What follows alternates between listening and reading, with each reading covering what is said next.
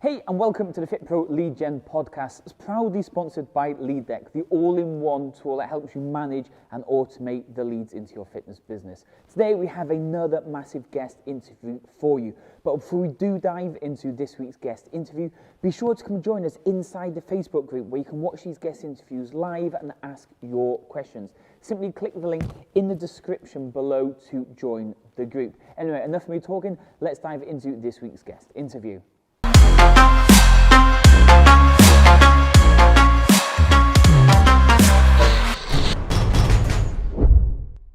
Hey guys, David here and welcome to a brand new episode. This week we have Dave Wright, all the way from where? Because you've also got a big map behind you. Do you need to guess where you're from on the map?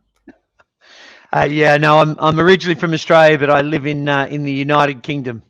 So I have the map just to keep me on my toes. Whereabouts in the world we are. No, that's no problem at all. Yeah, because usually when the people are based in UK, we try and do it in the office. So I have all the nice lights and background behind me. But obviously 6 p.m. now, so I'm at home doing this. So cool. Okay, so obviously there might be many people who know who you are and they've heard of Myzone and everything already.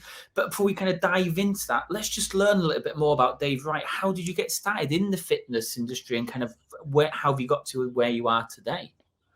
Yeah, well, my journey started many years ago. I was born into the country in Australia, in the bush. Never walked into a health club until I was 21 years of age. Reason being is because you could run outside, you could kick a footy, you could do your push-ups.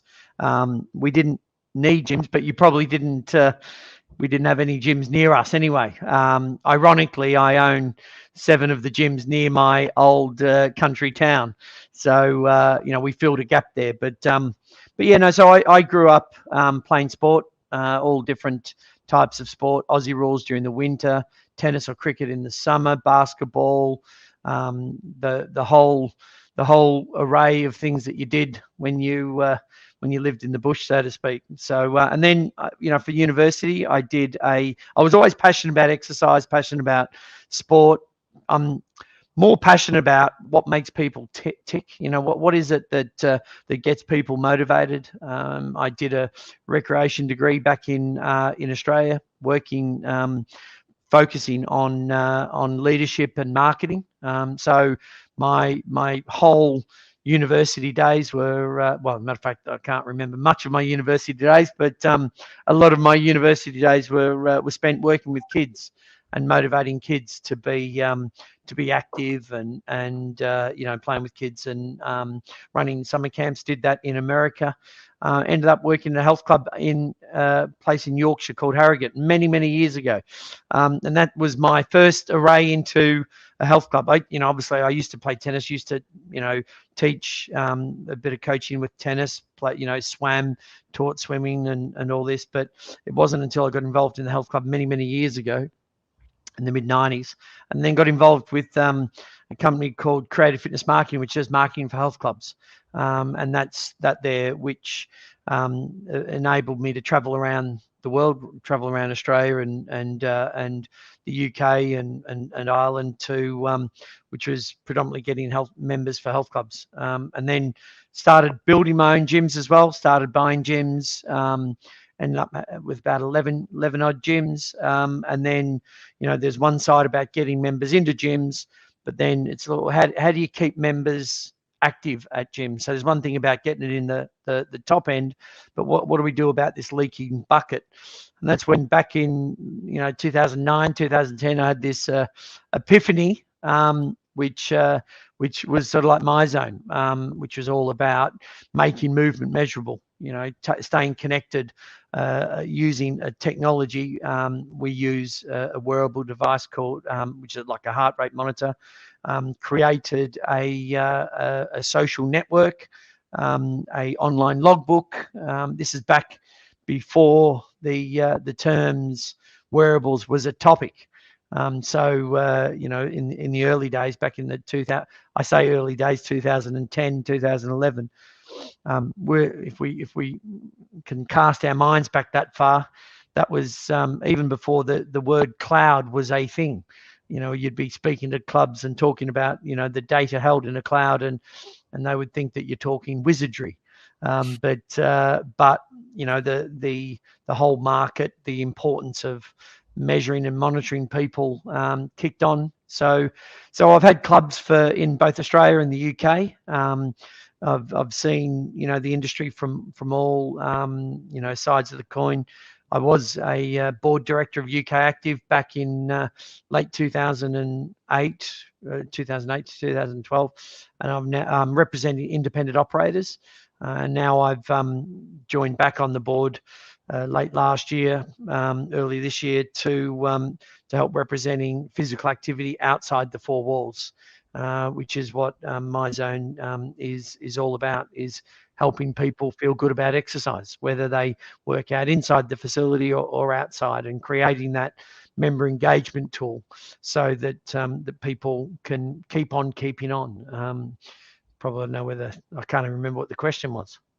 No, it was how you got into the fitness industry. So if we go back then, pre-starting Myzone, and you had this issue of you were bringing clients in nice and easy and getting them sold up, and then you must have noticed there was a lifetime of this client and they just kept falling off the cliff. Right. Have you tried many other things to try and keep them, or did it suddenly just come to you as in, this is what I need to do? Yeah, so as we know, it costs 7 times more money to get a new person into a club than to keep an existing one. So there was different times of what we call now gamification that we used to do. So like one of my clubs was in Grantham. What we used to do is we used to sort of like have a map across the Midlands, and you started at Skegness and ended up in Liverpool, I think it was. So what you would do is every time you're in the club, if you ran 10 miles on the treadmill, we'd move a pin on the map, the physical map in our club, move it across. And if you cycled X amount, and so we did all this type of gamification. What we also did is if someone swiped their membership card at least 8 times in a month, we know that they're more engaged and they'll stay longer. So what we used to do is we used to sort of like incentivize people to exercise at least twice a week at the club. The average time globally that someone exercises is 0.8 of a time a week. So, at the end of the day, when someone doesn't even get, that one workout in a week on an average, if you can move that needle to 1 or 2 times per week, the impact on the lifetime value is enormous. And I know Dr. Paul Bedford has done some great studies on moving the needle from, so many times per week. So that's what we used to do, Dave, back in the day and the other thing too, which can't be underestimated, is we used to do something really crazy in our clubs, and we still do. We talk to our members. We talk to our members, and we'd sort of like, and membership management systems. We used to take notes on the members so that we can actually have something to talk about with our customers. So, I could say to one of my staff, I can say, okay, these 4 people, tell me something about them that I didn't know unless I had an engaged conversation with them. So that way it was not about, oh, that's Mary, and she comes in here at 6 o'clock in the morning. No. Tell me something about Mary, and then take those notes. So that way people felt as if, and they do feel as if they belong to a part of a community and a connection. And it's fun. I mean, I use as an example, I remembered popping into the gym once and they swipe their card, so you get their data, as in their membership, their face and all this. And I remember popping into one of my gyms once, and I'd seen Laura was on the treadmill, and I looked at the CRM and went, okay, Laura, Michelle made a note to say that Laura is traveling to South America in September. And that's the goal that she wants to achieve. She wants to be able to hike. I was able to go up to Laura and say, "Hey, Laura, how are you?" I said, "Michelle told me that you're going to, trek the Inca Trail. Is that right?" She said, "Oh yeah, I am." I said, so what we probably need to do is we probably need to go on a bit of an incline because it's a bit heavy up there. Now Laura's banana turns the right way because she's sitting here going, gosh, this is, they really care about what I'm doing. But then also the communication, the soft skills of being able to engage with that customer is immense. And that there is what's lost in a lot of health clubs today. We have people say to me, look, Dave, you know, with Myzone, we collect more biometric data than probably any organization in the global fitness industry. You know, we know the calories they've burned, how many times they've worked out, inside, outside, whatever. However, I say all that is for nout. You can't even say hello to someone and goodbye when they walk in and out the club. And it's not hard. The data's there. You've got the membership thing. You know, in the old days, you used to have to write it down on a card. And you know, like you know, when you went to see a doctor or a dentist, you get this little card that was written out. Now we can use tech that can actually help engage a conversation. Writing down notes. And when you write things down, then your team, as long as it's not too personal. But what we have to do as an industry, in my humble opinion, we have to really understand the reason why someone is there joining the club. And that there, if we understand why, you know, why they're actually exercising, what makes it tick, and it varies with every single person. It varies in every single person. So, you know, and what we do with creative fitness marketing, what we do in regards to the gyms, before we show someone around, what we have to do is we have to do 4 things that we have to, well, 5 things really. We have to, before we can help them, HELP, we have to find out how we can help them. And you know, I came up with a sort of like an acronym called H, how did you hear about us? How did you hear about the club? E, what's your experience been? L, tell me about your lifestyle. P, what's the problem? So, you know, before you even show someone around your club, you know, A, how did you hear about us? You know, my wife's a member. Bang, great, you've got more information there. Or I used to be a member or whatever. E, what's your experience? Well, I'm a qualified fitness instructor and I just want someone to train during my off hours. Okay, well, I'm not going to show you this is a treadmill and this is a shoulder press, right? Al, what's your lifestyle? My lifestyle is I do shift work, or I do work in the afternoon so I can come in the afternoon. And then P, what's the real problem? Why you want to be here today? Well, I want to lose weight for, you know, my daughter's wedding. And then you sit there and go, you know, why you want to do it and how important is it? Why do you really want to do it? Well, because I really want to fit into my wedding dress or my mother-in-law's dress, or that would be another story for another time. But at the end of the day, you know, getting that information, and that information is powerful, that is important. So when we look at the fitness industry, when we look at the benefit it means for people at clubs, the more information that we have, the more that we can actually engage with someone beforehand. So that's what we used to do, David, to sort of like swing it back to your question there, is that we used to sort of like do everything that we can do to try and engage with our, so that they felt like they were part of our family. And that there is the real key. Because the one thing that we used to say, I used to say is, look, you know, how would you treat your, and this is quite ironic, but back in, you know, 2000s and all this, when I used to, you know, talk about, you know, retention for health clubs, the one thing I'd say is just imagine your gym closed for 6 months. I mean, it's quite ironic now, but how would you, and therefore all your leads, you know, you didn't have the benefit of FitPro lead gen, and all your leads, you know, dried up. And so you weren't going to have any more people into the club for the next 6 months. You know, how would you treat your existing members? How would you treat them? Would you, you know, everyone is on all that new stuff, but how do you treat your existing people? And that's the one thing. I mean, and then obviously that did happen when it came to COVID. And those clubs that really struggled and that really struggled to bounce back are the ones that didn't have a connection with their customers. That's ones that didn't have a connection with their members. That's when those members went, do you know what? They don't care about us. I don't care about them. It is a reciprocal relationship. So do you know what? We're closed. I'm not too sure whether I'm going to go back again.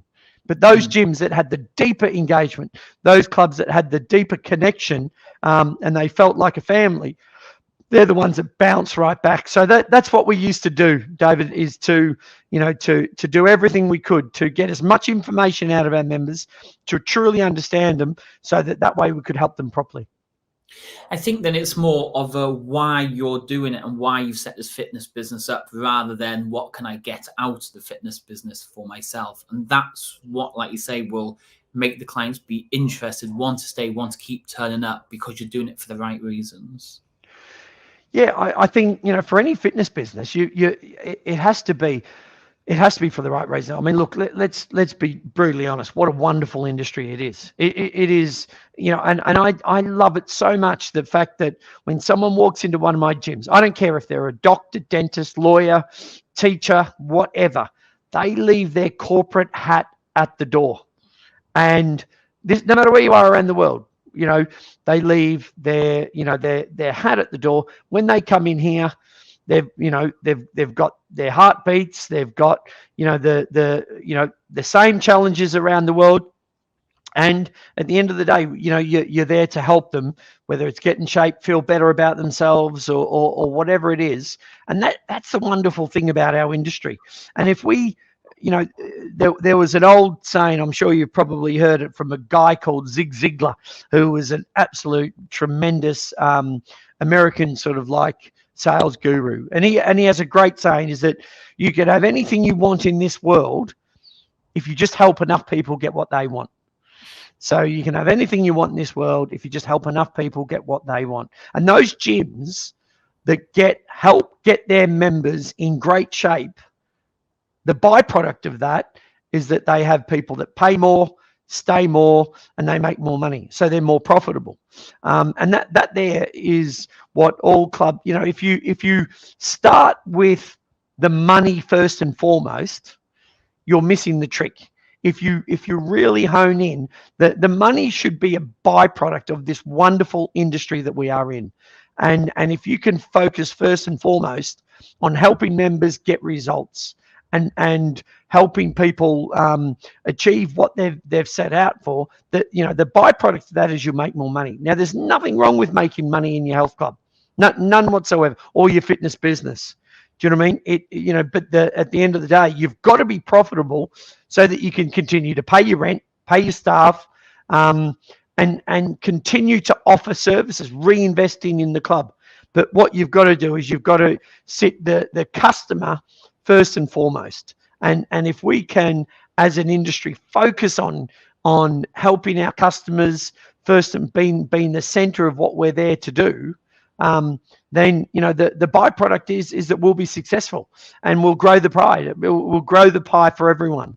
And that's the big thing. What we do when we show someone around our clubs, from a sales and marketing perspective, with creative fitness marketing, if someone, and I say this all our staff globally, if someone comes into the club and they've never been to a gym before, and after spending 15 to 20 minutes talking to one of the consultants, and you show them around the club, you understand their needs and all this, and you've motivated them to go and do something, whether it's to do sport, join another club, or exercise, or do something that's going to change their life.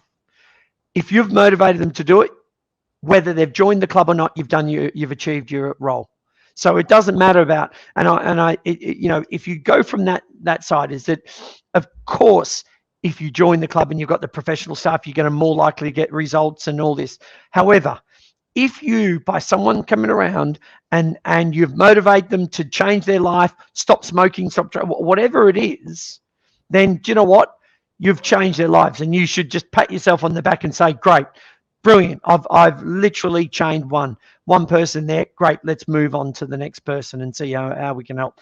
And if we go from that mindset, the industry is going to continue to thrive and grow.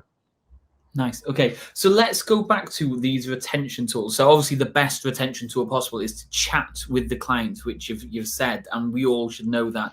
But then you said about one, if they run 10 miles, you move their pin and stuff. What has been one retention tool that you tried and it just flopped? It just you thought, this is a great idea, everyone's going to love this and be on board, but it just sank.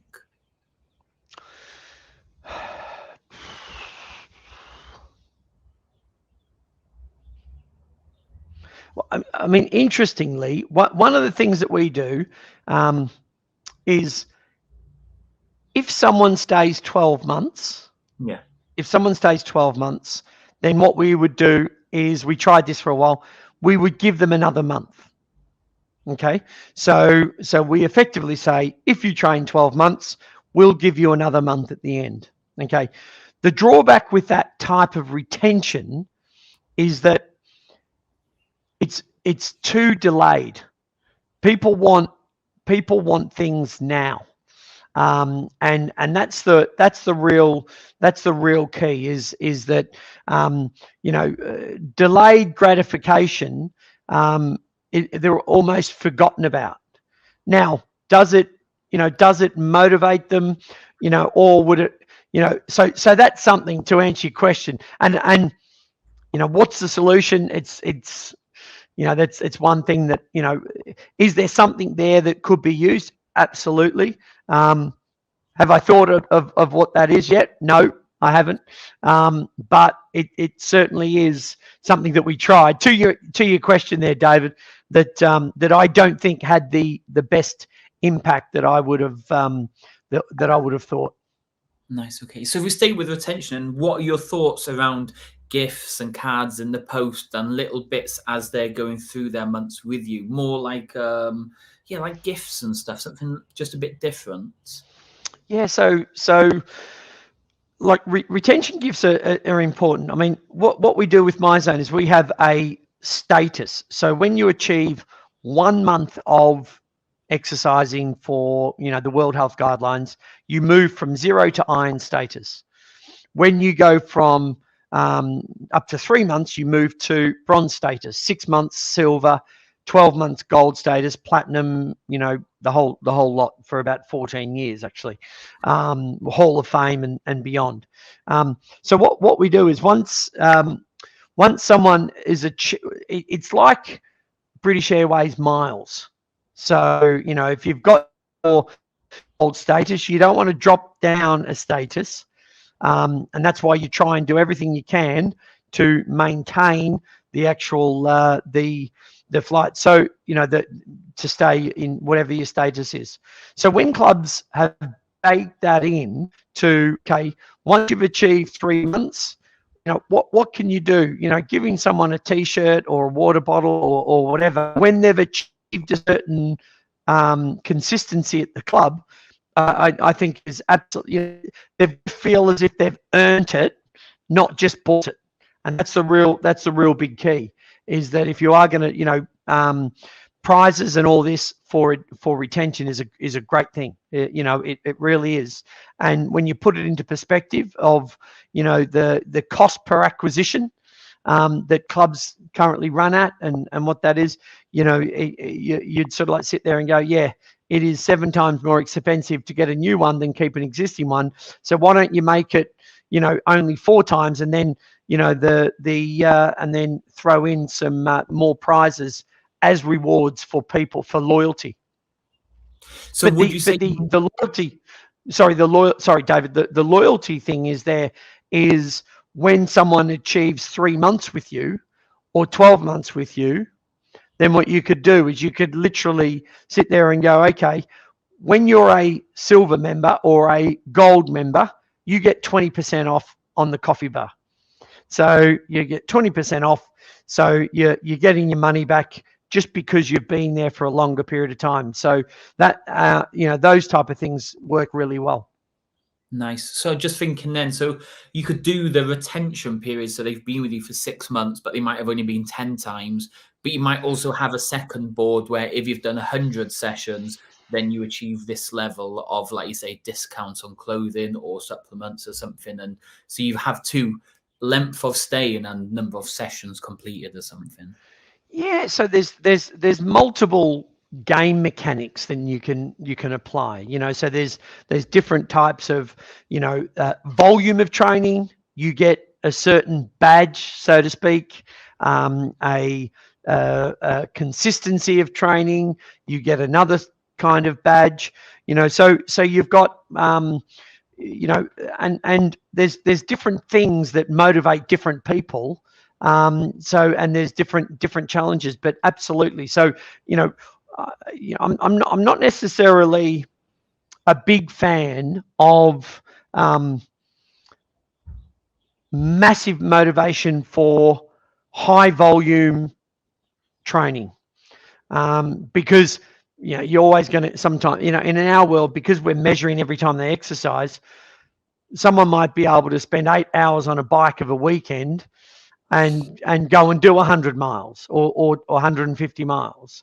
But other people don't have that same luxury of time. So you don't want them to feel, you know, rejected or you know, sort of like despondent in regards to that.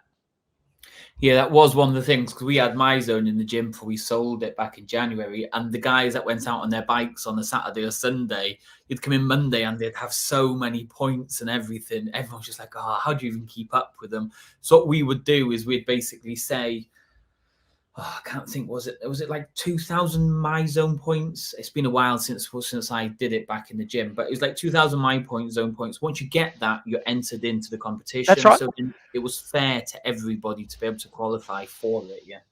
That would. So it's funny that you say that. So what we do for all our staff globally, and we've got offices in 8 different cities around the world, but we basically say, for our employee benefits, we sit there and say, look, I can't force you to exercise. I do know if you exercise, you're going to have more energy, more present, less absent, and all this.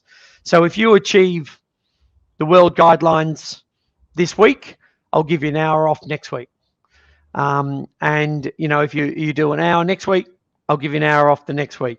So it works out that if someone achieves 2,000 MEPs in a month, what they do is they get half a day off next month. So it perpetuates continuous physical activity. And then, you know, what we also do is that every month that one of our staff achieves 2,000 MEPs, they go into a prize. And at the end of the year in December, before our Christmas party, we're going to live stream it around the world, and we're going to literally draw out 10 $500 cash prizes. And you only get a ticket if you've achieved it from 2,000 MEPs in a month. So it will be, if you're there for 12 months, if you achieve 12 months, you'll get 12 tickets. And if you've only started halfway through the year and you get 6 tickets, you'll get 6 tickets. So the thing with prizes, Dave, you know, what's really important is the randomization of winning. In the, you know, it's like the, I suppose the lottery approach. The reason why the lottery works so well is because you've got a chance to win. Now, if you have a hurdle that someone needs to jump over before they can actually get into it, then you're basically sitting there going, okay, you've done at least 2,000 MEPs. Then you go into the raffle as exactly what you've said, and then we're going to pull out a winner.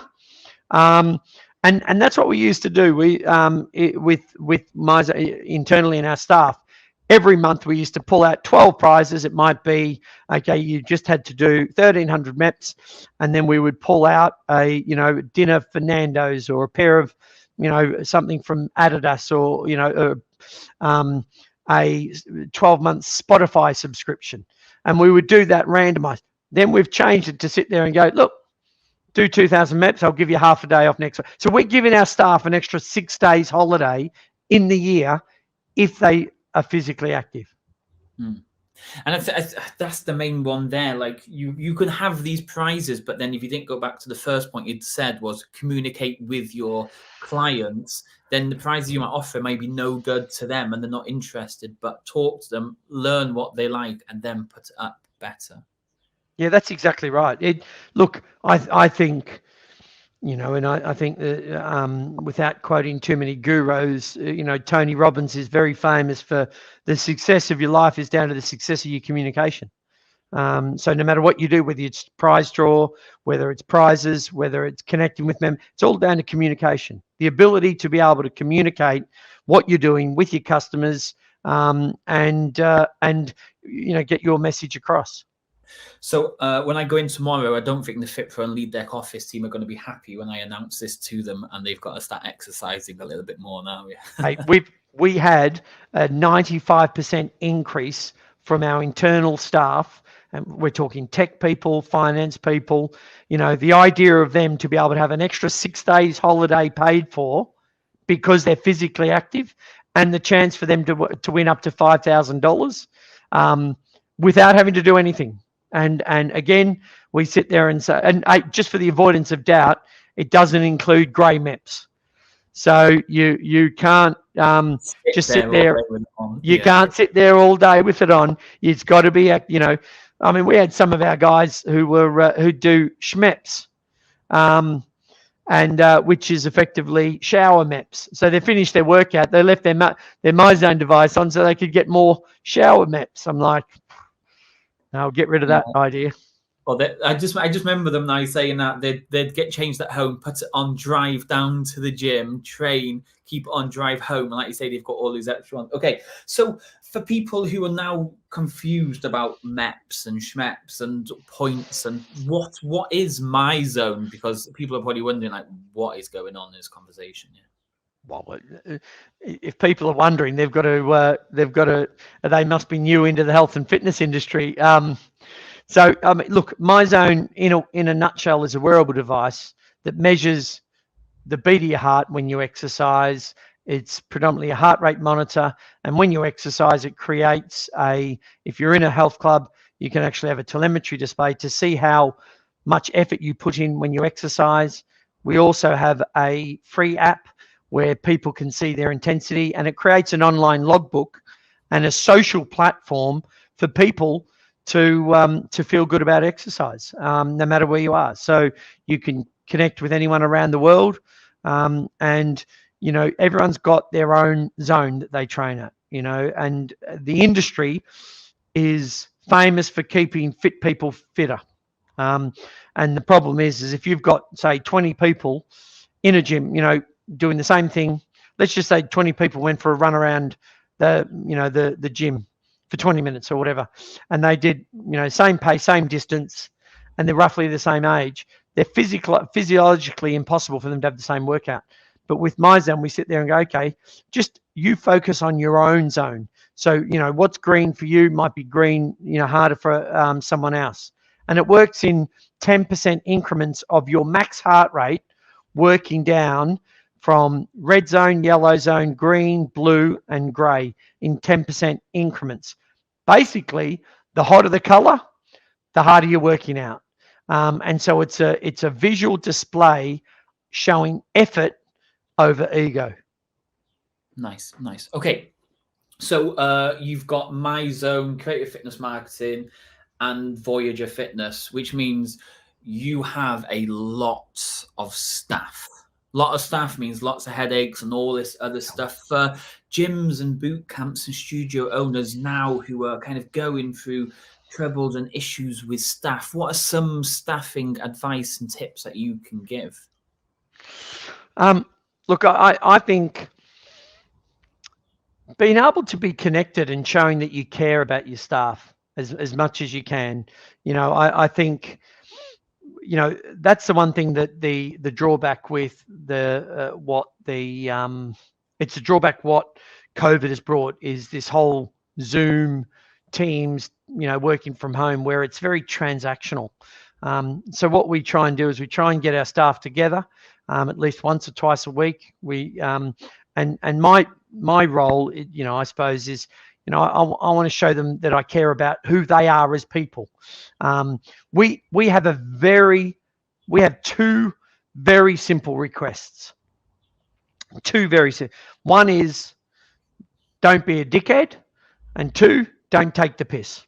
Simple as that. I want everyone to have fun whilst they're working with MyZone or Voyage or CFM. I want them to have fun. I want them to work hard, play hard, whatever.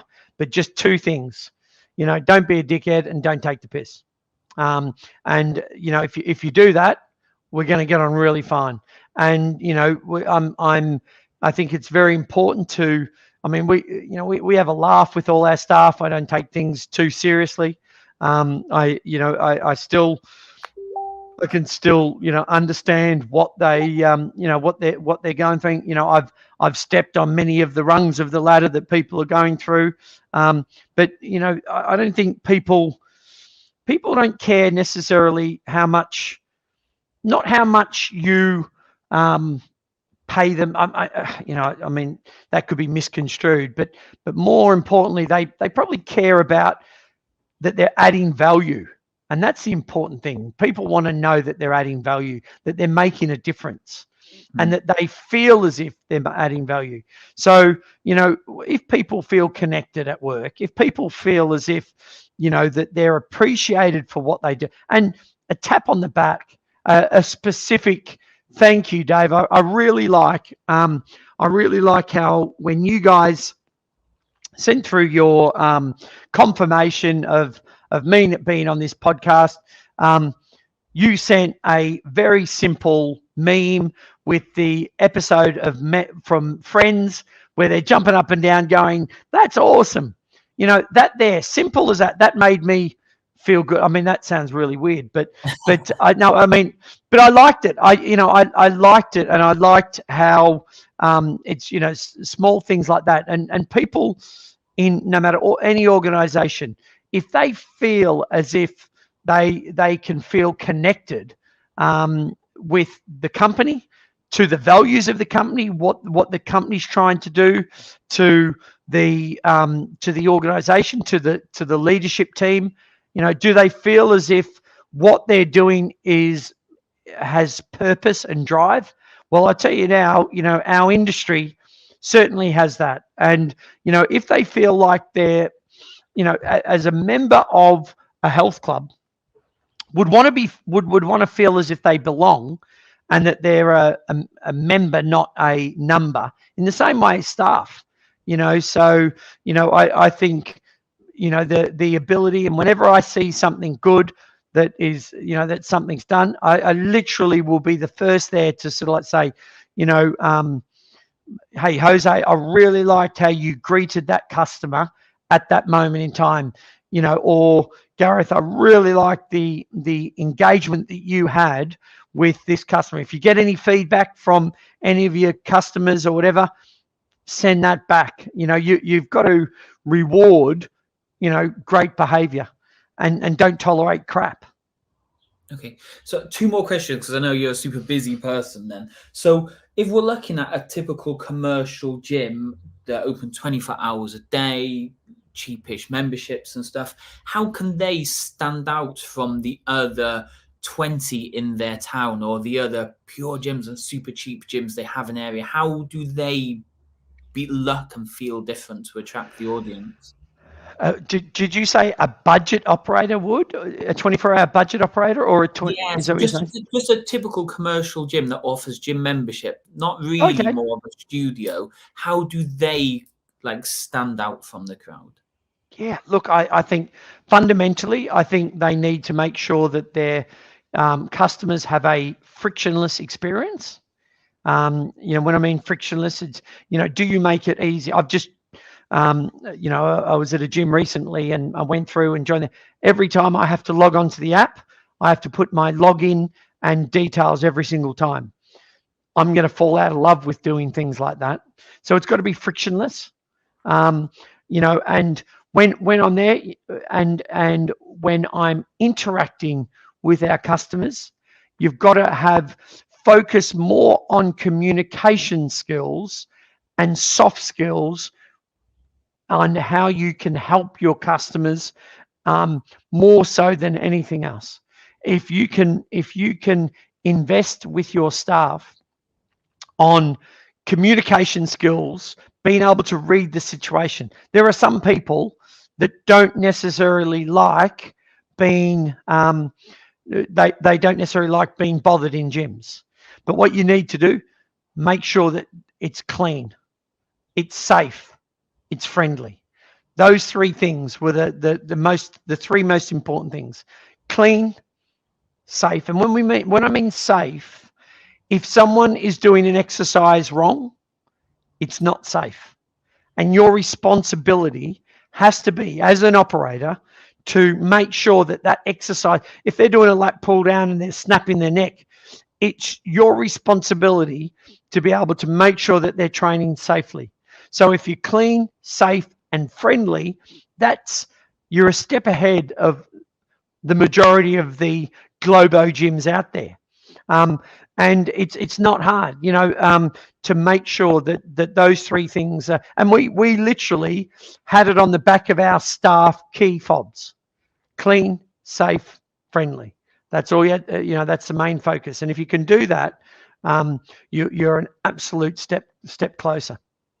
Okay, final question before I hand it over to you then. So you've gone from a guy living in the bush, which you said right at the start, to now to 9,000 plus facilities with MyZone and over 2 million people in 92 different countries. So I would call this some serious growth. For somebody as a gym owner now who maybe is going through a growth period, how do they stay on track? How do they maintain the growth, and how do they not get sidetracked or kind of get stuck? Yeah. So I think that there's, often people say, oh, look, there's a gap in the market, but I always say, is there a market in the gap? So what you've got to do is you've got to sort of like look at how, be an expert in your field. So be an expert in your field. And, I always say that is that if you want to be improve your business by 10%, you follow the best in the industry. If you want to build your business, improve your business by 110%, you follow the best in another industry. And this is an important thing for people to bear in mind. Take your blinkers off. Yeah. Take your blinkers off. Look around and, never be complacent. There's one thing about being happy if you've had enormous growth, but there's also about, okay, that's fine, but always asking yourself a better question. What can we do more? What can we, and take your blinkers off and notice what some of the great organizations around the world are. What do what do they do? Look at ethnography, which is the study of people. Ethnography is what does the industry do? CrossFit got up to 9,000 sites. 9,000 sites.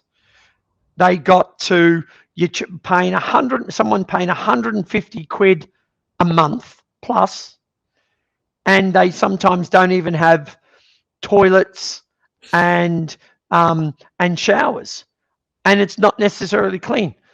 Now you could sit back and go, well, why is that? What do they do? What do they do that a standard gym can't do?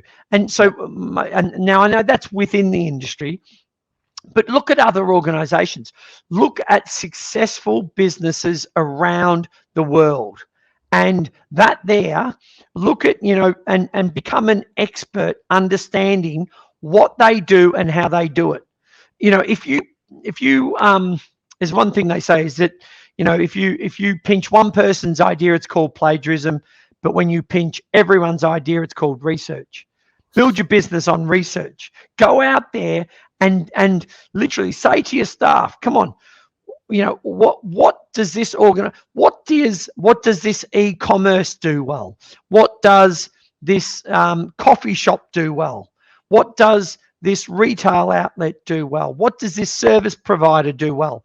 What do they do well, and that what we do? You might have heard me say that when we look at, I go back and I look at the 2012 Olympics, where it was the largest gathering of physical activity in its prowess concentrated in London ever, right? And the one thing that so this is the epitome of physical activity. And then what happened and what did people remember about it? Well, what they remembered about it were the meters and greeters. The meter, when people went back and said, what was so good about London? It was the meters and greeters. 70,000 people trained up by McDonald's. Our industry didn't even deliver on meeting and greeting people. So what we have to do is we have to look at, system, and McDonald's as an example. I know we talk about the meters and greeters, but, let's look, everyone says, if you want to get into a system, they are a systemized business. If a burger is not flipped at 30 seconds, a Big Mac burger is not flipped at 30 seconds, it's not a Big Mac burger, right? And this is these disciplines that we have to understand and say, what makes them so successful? That is how an operator, a constant growth. And this is what, we have with Myzone. We've had enormous growth, since we launched, and we're only scratching the surface. But, A, I'm not complacent. B, I sort of like focus on what is going on outside the industry. What is it that, where are people spending their money? What are people doing with their time? How are they spending, their time and their money in concurrent, and why are they doing it? Why do people, go to Starbucks and pay £4 for a coffee when you can boil the kettle at home and it costs you 10p? Why are they doing that? And they're going for the experience. Or are they going for the experience? Are they going for the coffee? Or are they going because they like to, throw four quid on a coffee? Why are they doing that? Right here, right now, everyone's sitting here going, do you know what? The price of living, the world's going to implode and gyms are going to close. Well, if that's the case, why are people spending 4 quid on a coffee as an example? Why are they spending what they're doing on iPhone apps? Why are they spending what they're doing? At pubs and all this. Why is it that people are still getting the money? Why hasn't every single cinema closed their doors because everyone's got a TV at home? And these are the questions that I ask myself and the team on a weekly basis, of sitting there going, okay, what have we learned? Take your blinkers off, and there's a thing called your RAS, your reticular activating system. And that is a filter on your neurology. If, as an example, you start saying, if I'm going to sit there and go, okay, I want you to think about yellow, the color yellow. All of a sudden, you notice all the yellow behind my screen, right? Now, that is a filter on your neurology, because you've asked, if you ever wanted to buy a Ford Mini, all of a sudden you notice all the Ford Minis, okay? It's your RAS, your reticular activating system. But you can channel it in a positive way, asking yourself a better question. When you walk into the club or you walk around and go, okay, when I go out into this shopping center today, I'm going to learn something that's going to be beneficial for my business. Yeah. So I'm on the beam to go out there and look. You must do it from a lead generating situation, from a marketing side. What is getting people's attention from a digital marketing perspective that you can actually learn and apply? And that there is the real key. The main one there, like you say, is when a lead comes in. If I walk into an ice cream shop now, does the server see me, walk away and come back 20 minutes later, or do they serve me straight away? When a lead comes in, don't just leave it and come back 20 minutes later. And like you say, you see these things happen in other businesses, and sometimes you don't think about how beneficial that could be for your fitness business right here, right now. Yeah. And how do you feel if you how many times have we done it? We've walked into a shop and we know that the person could at least have acknowledged us and say, hi, I'm just with someone, I'll be with you in a minute, right? You know, and how many times have we gone there and we're going, okay, after 10 minutes, I'm going to walk out the door. Yeah. You know, it's the same with lead gen, jumping on them, not jumping on it in an aggressive way, but acknowledging straight away. That's the important thing. People need, you know, need to feel that immediately. Nice. Okay, the final one is over to you. I've asked you a load of different questions so far. Is there any particular question maybe I should have asked you, which you have some wisdom or some interesting fact that we should know about growing our fitness business? Gosh, I think that if there was a question, I would sit there and say, as an industry, are we at capacity? You know, are we at saturation?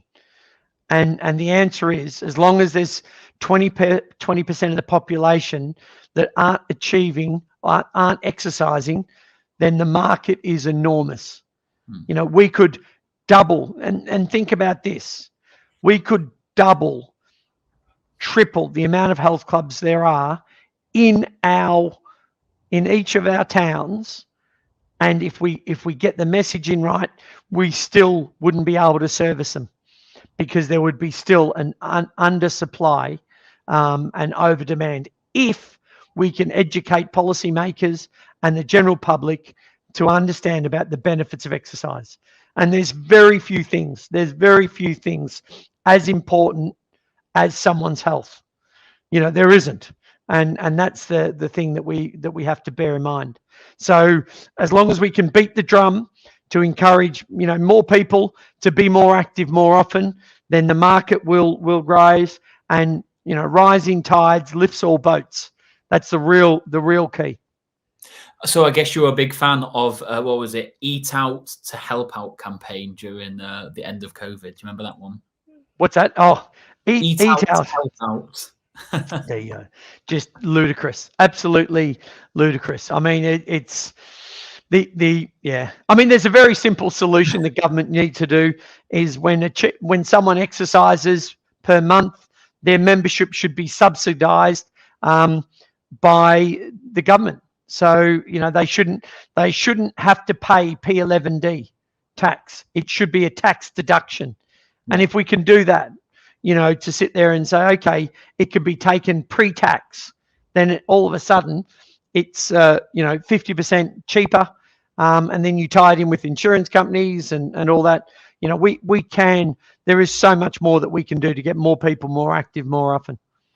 Dave, I appreciate your time today. For anybody interested in finding Dave, head over to LinkedIn and just search for Dave Wright, or just head over to Myzone and you'll probably be able to find him there. Yeah. Perfect. Hey, thanks for the time, and, you know, thanks for sharing knowledge to the industry. You know, again, the more that we can help people in regards to raising the awareness, raising the standards of what we offer, then everyone's going to benefit. So what you know, doing with podcasts and all this like this, you know, is great for the industry. So thanks for what you do as well, Dave. No worries, Dave. We'll speak to you again soon. Thank you for coming on. No worries. Bye-bye. Bye-bye.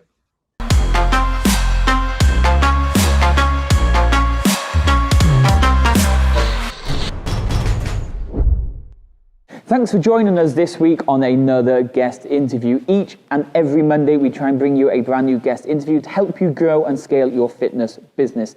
As usual, if you haven't already subscribed to the channel, don't forget to subscribe below. And if you want to watch these interviews live and ask questions, then come and join us inside the 3 Facebook group. I'll speak to you all next week. Cheers.